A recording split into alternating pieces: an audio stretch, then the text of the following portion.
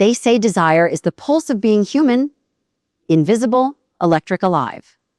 But what if one day that spark began to dim and you didn't even notice? What if the very pills meant to heal your body were quietly rewriting the chemistry of your pleasure, silencing instincts that make you feel alive, connected, human? In clinics and bedrooms around the world, millions are taking medications that whisper promises of balance and control. Antidepressants, blood pressure drugs, even everyday painkillers. But beneath those promises lies a hidden cost few doctors mention, a slow fade of sensation, of confidence, of connection. Science calls it neurochemical interference. The body calls it something far more primal, a loss it can't quite name. Tonight, we're peeling back that silence. We'll explore the 5 medications that quietly reshape desire, not through shame or fear, but through understanding. Because once you see what's really happening inside your brain, your hormones, your heart, you'll never look at a simple prescription the same way again. Soft, cinematic hum continues. The faint echo of breathing, the pulse of slow rhythm under the narrator's words. Narrator Hera's desire is not a switch. It's not something that turns on and off with the flick of thought or the whisper of permission. It's a living language written deep in the nervous system. A dialogue between the brain, the body, and something far older than logic. Every glance, every brush of skin, every heartbeat in proximity to another person sends quiet signals through a network more intricate than any circuit board ever built. When 2 people touch, even the lightest graze, microscopic electrical storms flash beneath the skin. Nerve endings bloom like constellations, releasing cascades of dopamine and oxytocin, chemicals that say, you are safe here. You are wanted. The brain learns from these sensations. It begins to associate touch with trust, presence with warmth. This is how attraction begins. Not in the eyes, but in the secret conversation between neurons and hormones that translate emotion into chemistry. Now imagine, for a moment, that this delicate conversation is interrupted. A small pill, taken every morning with the comfort of routine, starts to dampen those electric whispers. It calms the anxious thoughts, steadies the mood, lowers the blood pressure. It promises normalcy. But in doing so, it slowly teaches the body to forget how to listen to its own desire. Dr. Gabrielle Lyon, a physician who's spent years studying the interplay between medicine and vitality, often describes this as the quiet drift. Patients come in not because they've lost love, but because they've lost spark. A gentle fading that doesn't happen overnight. They still care for their partners, still go through the rhythms of life, but something essential feels muted. A kiss feels familiar instead of electric. The body, once fluent in the language of wanting, now stumbles over its words. This drift is rarely recognized for what it is. A man thinks it's stress. A woman thinks it's aging. They both tell themselves it's just life. But deep beneath the surface, chemistry has shifted. Antidepressants, for instance, reshape how serotonin flows through the brain. And serotonin, though famous for mood balance, also acts like a gatekeeper of desire. Too much, and it suppresses dopamine, the molecule of motivation and pleasure. The same system that steadies emotion can also dull excitement. It's like dimming the lights so far that you can't see the glow anymore. Then there are beta blockers, often prescribed for heart health or anxiety. They slow the heartbeat, calm the trembling hands, but they also quiet the adrenaline surge that accompanies attraction. That racing pulse, that breathless awareness of someone close. The body feels still, but perhaps too still. And in that calm, the storm of passion has nowhere to rise. These aren't acts of cruelty by modern medicine. They are trade-offs, silent negotiations between healing and feeling. But most people aren't told about these negotiations. They simply live them day after day, trying to understand why the mirror reflects someone calmer, but somehow less alive. In the quiet of night, many begin to wonder, is this me? Have I changed? Or has something in me been turned down without my consent? Science tells us that desire isn't only about hormones. It's about context, how we see ourselves, how we're seen. Testosterone, estrogen, dopamine, oxytocin, they all play their parts, but so do memory, scent, and story. The smell of someone's skin after rain, the way laughter lingers on the edge of silence. These small moments activate the limbic system, the emotional heart of the brain. It's where attraction is born, where the sense of connection transcends logic. When medication alters these systems, it doesn't erase love. It erases the signal that translates love into physical resonance. The heart still feels affection, but the body struggles to echo it. And that dissonance, that gap between caring and craving, can quietly fracture the intimacy that once felt effortless. Imagine a woman in her 30s, vibrant and full of life, who begins taking antidepressants after months of emotional exhaustion. Within weeks, her mood steadies. She feels grounded, capable again. But months later, she notices something she can't quite explain. Her partner's touch feels muted. The anticipation she once felt before intimacy has become a kind of neutrality. She blames herself. Maybe she's overworked. Maybe she's not trying hard enough. What she doesn't realize is that her medication has recalibrated her brain's reward system. The same chemical balance that shields her from sadness now shields her from the thrill of desire. In another home, an older man on medication for hypertension sits beside his wife of 30 years. He loves her deeply. They share laughter, history, and unspoken understanding. But he feels distance growing, not emotional, but physical, as if his body refuses to respond to the emotion his heart still holds. His doctor told him the pills might make him a bit tired, nothing more. Yet, beneath that calm exterior, the arteries that carry his blood, and with it his vitality, are responding differently. The body that once knew how to rise to emotion now moves through it with silence. These are not isolated stories. They are quiet echoes in millions of lives, unspoken because they are wrapped in shame, confusion, or simple resignation. And yet, inside this silence lies something profoundly human, the body's yearning to feel alive again. Neuroscientists have shown that the brain's pathways for pleasure and motivation are the same ones that drive creativity, purpose, and joy. When we suppress them too deeply, we don't just lose desire. We lose the vibrant sense of connection that colors life itself. But there's hope in understanding. When people begin to see that their loss of desire is not a failure of love or character, but a biological shift, something remarkable happens. Compassion enters the picture. Partners stop blaming each other. They start to talk, really talk, about what's changed. That conversation alone can reignite connection, because emotional intimacy, too, is biochemical. When we feel understood, oxytocin rises. When we feel safe, testosterone and dopamine have room to move again. Dr. Lyon often reminds her patients that healing desire is not about chasing the past.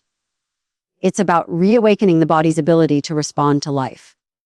Movement, nutrition, touch, and mindfulness become part of the treatment, because the body needs to remember its language. Even simple gestures. Holding a gaze a little longer, breathing together, letting silence stretch without fear, can begin to restore the rhythm of connection. Desire thrives on attention. Not the loud kind, but the quiet noticing of self and other. The warmth of skin, the cadence of conversation. The subtle tension of unspoken curiosity. These are the threads that weave attraction.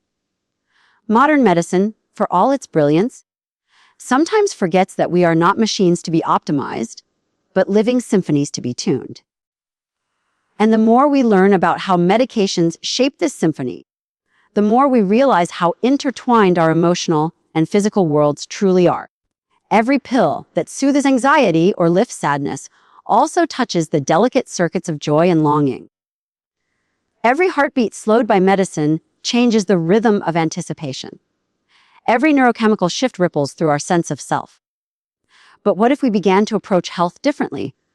Not as the absence of illness, but as the presence of aliveness.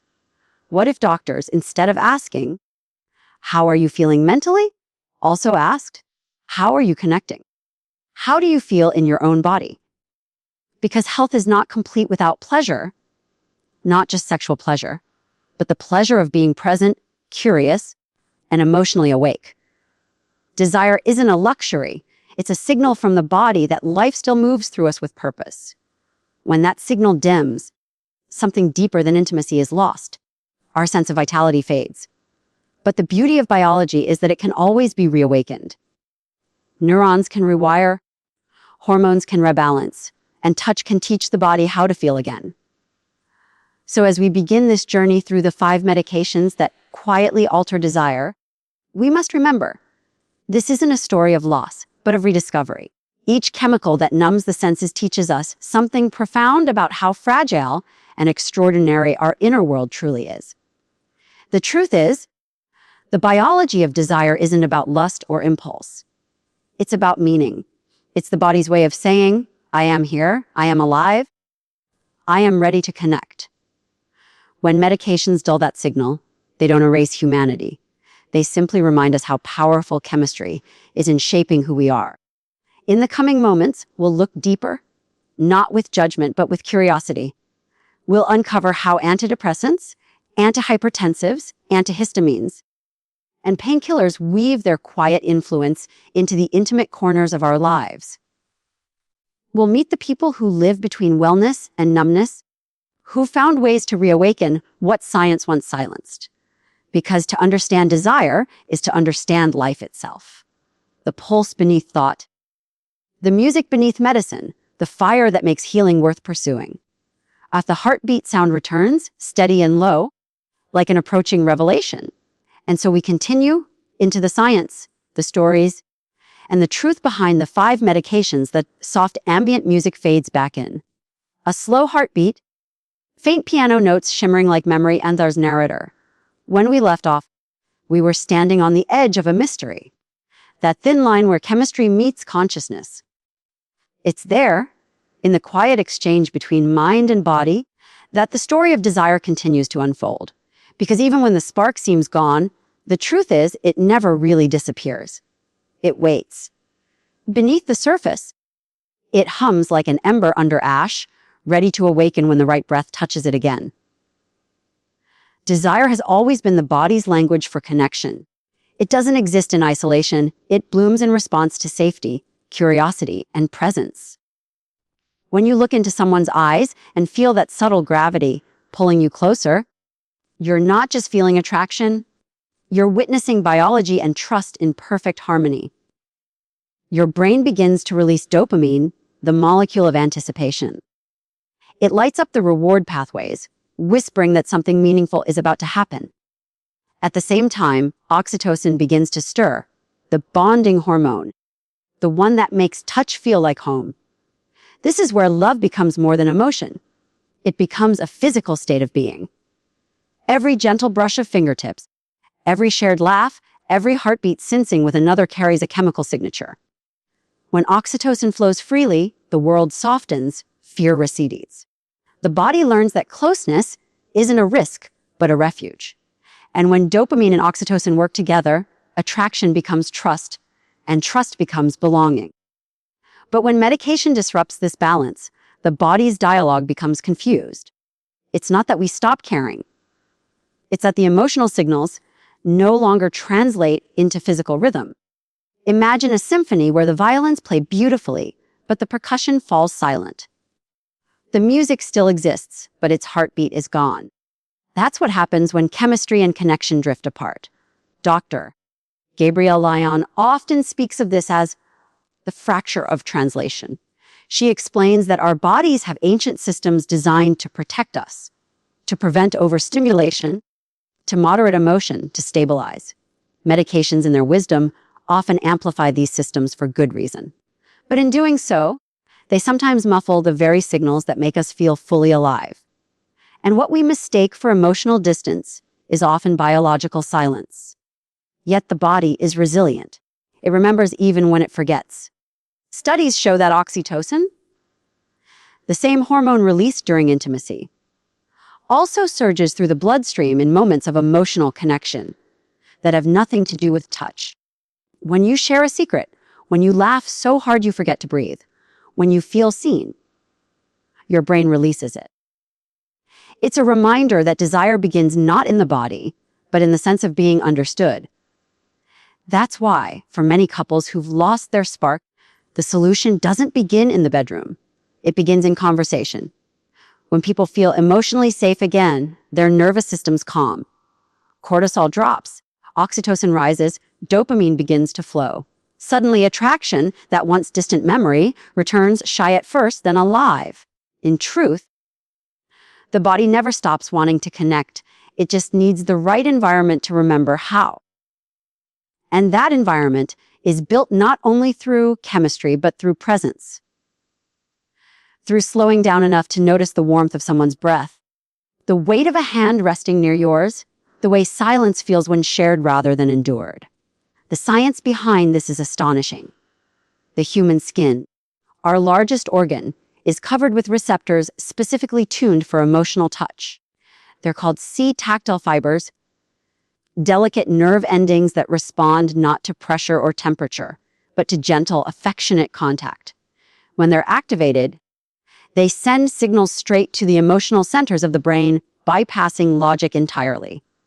A simple caress lasting more than a second can lower stress hormones, regulate heartbeat, and boost immune function. It's biology's way of saying, you belong. Now imagine what happens when that pathway goes quiet. When medication numbs the sensitivity of those receptors or dulls the brain's ability to interpret them. The same touch that once brought peace now feels neutral, even distant. It's not rejection, it's rewiring. But understanding that difference can change everything because it shifts blame from the heart to the chemistry and from guilt to healing. There's a moment that happens in almost every story of recovery from this quiet loss. It's rarely dramatic. Sometimes it's as simple as a sigh, a slow breath taken together, the first real one in months. In that breath, the body remembers. Muscles soften, the eyes linger a little longer. The space between two people fills again with something invisible, yet unmistakable. That's oxytocin awakening. A molecular memory of safety and warmth. And dopamine follows. The spark that turns awareness into excitement. The pulse that reminds us we're not just surviving. We're meant to feel. Dopamine doesn't reward the outcome. It rewards anticipation. It teaches the brain to seek, to explore, to hope. Which is why desire feels so alive when we let curiosity replace expectation. Modern science, for all its data and devices, still can't fully explain why love changes our biology so deeply. But maybe it doesn't need to. Maybe what matters is remembering that these systems were never meant to function in isolation. Hormones don't just sustain life. They color it. They give texture to memory, depth to emotion, rhythm to connection. When we dull them, even unintentionally, we flatten the experience of being human. Yet the beauty of this story lies in its reversibility. The same pathways that grow quiet can awaken again. The same chemistry that numbed can relearn sensitivity. Every time we choose connection, genuine, patient connection, we invite the body back into balance. Through laughter, through trust, through presence. We give the nervous system permission to believe that pleasure is safe again. And there's something almost sacred about that. Because when you look at someone and truly feel them, not through the lens of habit, but through fresh awareness, the body responds as if rediscovering light after a long winter. Blood flow changes. The vagus nerve, which connects the brain to the heart and gut, begins to hum at a lower frequency, signaling peace. That soundless vibration tells every cell it's okay to feel. Perhaps this is what healing really means? Not returning to who we were, but reuniting the parts of ourselves that forgot how to speak to each other. The logical mind and the feeling body, the chemical and the emotional, the science and the soul. Some researchers call oxytocin the molecule of morality, others the love hormone. But maybe it's simply the molecule of remembering. It reminds us that we are designed to connect, to touch, to trust, to belong. And every act of tenderness, from a warm glance to a shared moment of silence, reinforces that memory. Dr. Lyon often says that vitality is not measured in years, but in resonance. how deeply we respond to life. When medication stress or fear mutes that resonance, the task isn't to chase intensity, but to restore harmony. That begins not with stimulation, but with stillness, listening again to what the body tries to say beneath the noise. And when people do, something miraculous happens. The dullness lifts, colors seem richer, music feels deeper. The world that once felt distant begins to vibrate again with meaning. It's not just chemical, it's existential. The body is coming home. It's easy to forget that the hormones of desire are the same ones that fuel creativity, motivation, and joy. When we suppress them, we don't just lose intimacy, we lose imagination. But when we nurture them, even gently, we awaken a fuller version of ourselves. The poet, the dreamer, the believer in connection. Every great love, every great act of passion begins with one biological truth: our bodies are wired to seek resonance. Not perfection, not performance, resonance. The feeling of being met, mirrored, understood. And when that happens, the body's chemistry sings, dopamine surges, oxytocin blooms, and even serotonin, once the quiet moderator, joins the chorus to stabilize and sustain. This is the delicate art of balance, the dance between healing and feeling. Medicine can steady us, but connection gives us reason to be steady. We need both. We are not meant to choose between health and passion, between calm and vitality. True wellness holds them together, the grounded heartbeat of stability and the wild rhythm of desire. And that's the message hidden beneath every story of faded intimacy. It's not a tragedy. It's an invitation. The body whispering, come back, remember me, remember us. Because in the end, erotic health isn't about sex. It's about aliveness. It's about the ability to feel deeply, to respond honestly, to connect wholly. It's the sacred intersection of biology and being, where hormones become poetry and science becomes love. So as the music swells and the story draws to its close, imagine this: a single heartbeat echoing in a quiet room. Not hurried, not lost, just steady. That's the sound of a body remembering itself. The sound of chemistry aligning with consciousness. The sound of life reawakening. And maybe that's the truest lesson of all. That desire is not something we lose, but something we learn to listen for again. Beneath the noise of medicine and modern life, it's still there, pulsing softly, waiting for the moment we finally hear it. Music fades to silence, leaving only the slow rhythm of breath. Because when the mind and body begin to speak the same language again, healing stops being a process and becomes a feeling, a quiet, human miracle. Tea quietly destroy the very thing that makes us human: the power to feel, to long, to awake.